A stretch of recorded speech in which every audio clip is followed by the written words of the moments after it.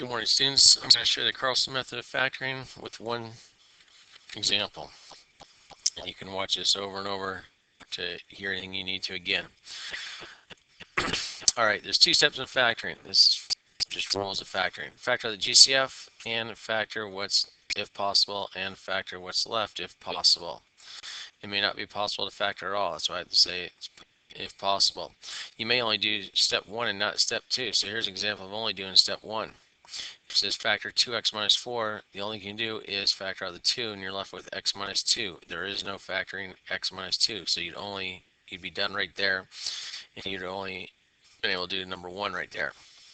Okay, but here is an algebra 2 example problem of factoring this, and we'll use the Carlsen method. Okay, so first thing, just a reminder of multi-binomial, so you can see like where these smiling faces are coming from when I apply it over here in my method right here. So this makes you really understand how binomials, when you're multiplying, what pairs are getting matched together to come up with your final answer.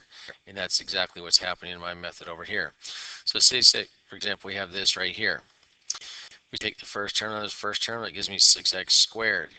We take the first term times the last, and the second term here times the first, and I have 14x minus 15x is negative 1x. And lastly, I take the second term, and the second term I get negative 35. And there's my answer. So notice that to come with this middle term here, it's these two multiplied together and these two multiplied together. And that's what these are for right here. Remember, it's the first times the first gives me this first one. The last times the last gives me the last one. Okay? So you need to remember that when I go ahead and explain the Carlsen method right here. Okay? All right, so step one, factor out the GCF. We know standard form of quadratic is ax squared plus bx plus c.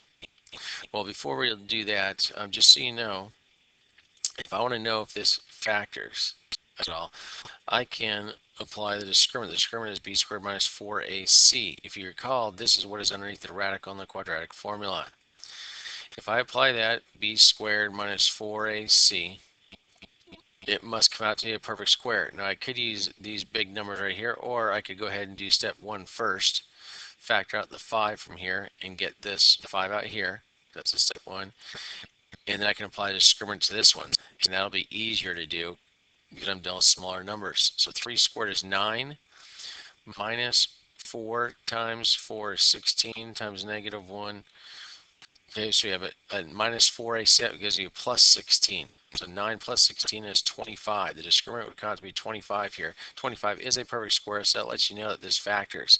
If this discriminant of b squared minus 4ac, and you could have done it with this one too, 15 squared is 225 minus 4 a and c minus 4 and minus 5 is plus 20, and another 20 times 20 is 400 plus the 225 is 625. And that is a perfect square of 25. So I could have done with the big numbers, but it's easier if I factor out the GCF first and then apply the discriminant to see if it will factor. Since it did come to a perfect square, it does factor, so you know that's already there. If it didn't come to a perfect square, it would not factor. You wouldn't have to waste your time trying to go through and figure out if it factored or not. So that's just a trick on the side there to save yourself some time. Okay, so we already did step one. We factored out the GCF. Now we need to ask ourselves, what two numbers multiply to a times c, that's the 4 times the negative 1 right here, which equals negative 4, and adds to b, the middle term, 3. And of course, those two numbers are 4 and negative 1. This step of doing this is the same in all major methods, as I said right here. Okay, so we're going to apply the Carlsen method. Getting these two numbers, the 4 and the negative 1, you need to do it for the AC method, you need to do it for the box/area model method, and you have to do it for my method. So that's the same in all. Okay. Now here's where my method comes into play. Remember, we have the 5 on the outside here. We have to fill in these right here.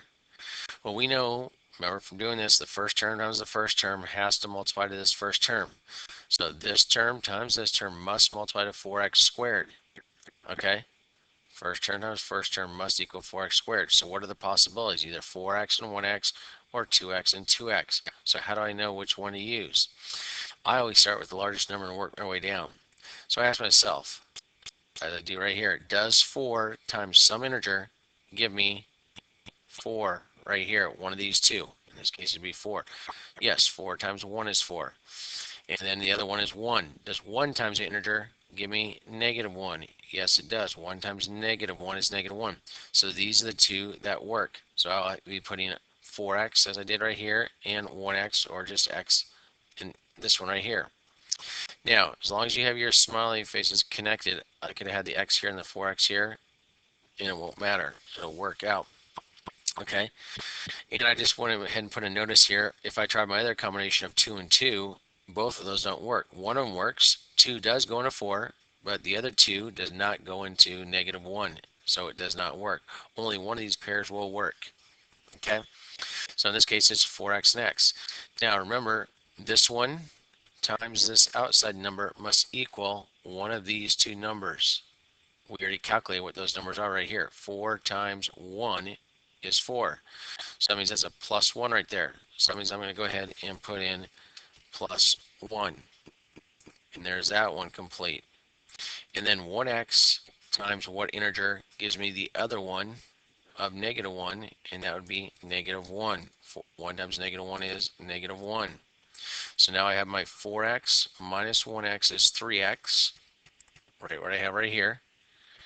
And -1 times +1 is -1. So I've checked it, and there's my 4x times x, giving me my 4x squared. So I just checked it, multiplied it back through, guaranteed it's right, and therefore I am done.